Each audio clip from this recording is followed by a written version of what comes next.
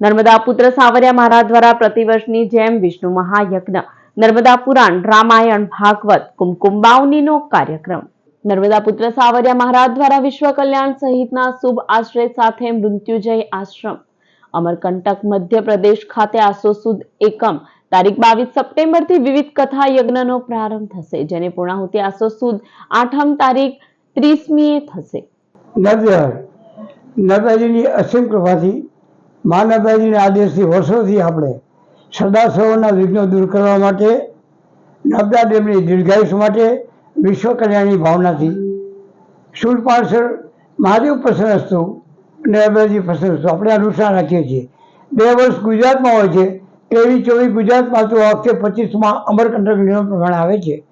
તો અમરકંટકમાં મૃત્યુંજય આશ્રમમાં 22 સપ્ટેમ્બરથી 30 સપ્ટેમ્બર વિષ્ણુ મહાયજ્ઞ, નર્મદા પુરાણ, કુમકુમ બાવની, રામાયણ અને ભાગવતનું આયોજન કરેલું છે.